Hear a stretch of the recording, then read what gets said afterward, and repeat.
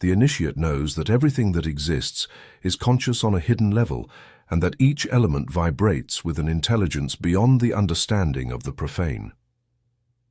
That is why speaking of gold is not about finance.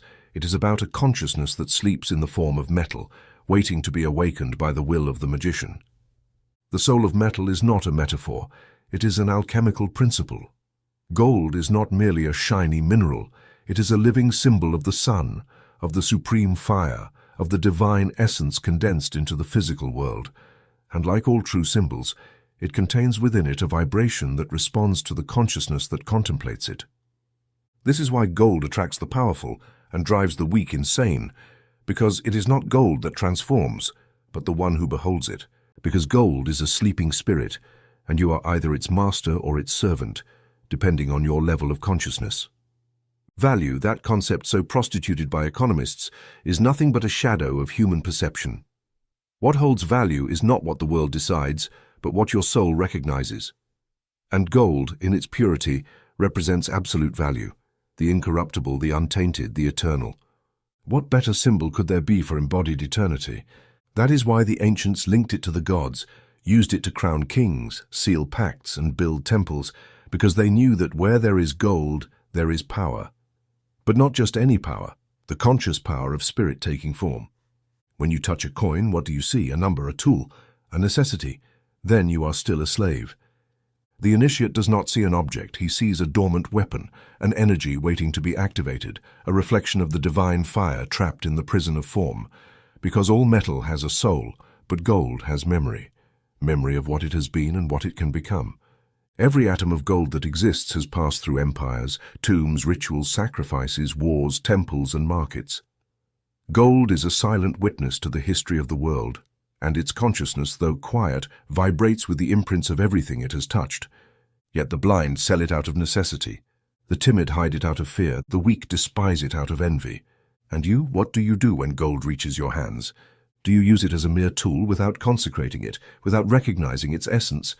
Then you have understood nothing, because every time you receive money, you are receiving a fragment of dormant consciousness, and it is up to you whether you awaken it with purpose or condemn it to eternal sleep. Value is not in gold itself, but in your relationship with it. That is the gnosis the modern world has forgotten.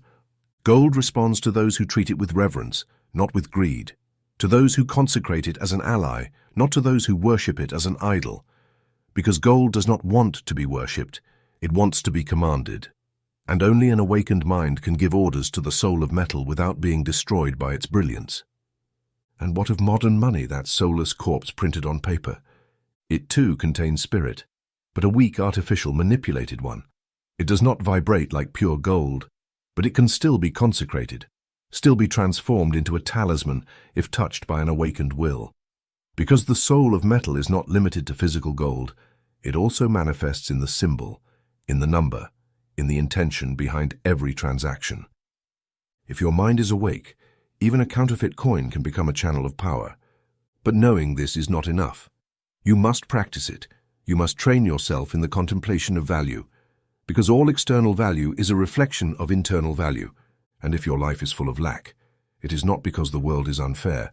It is because you have not yet awakened to the consciousness of gold within you.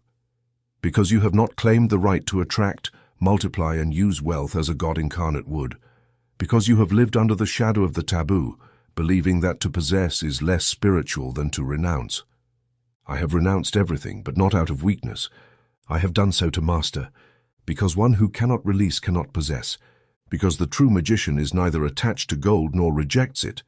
He contemplates it, activates it, consecrates it, and wields it as a servant of his higher purpose. The soul of metal is asleep, yes, but not forever.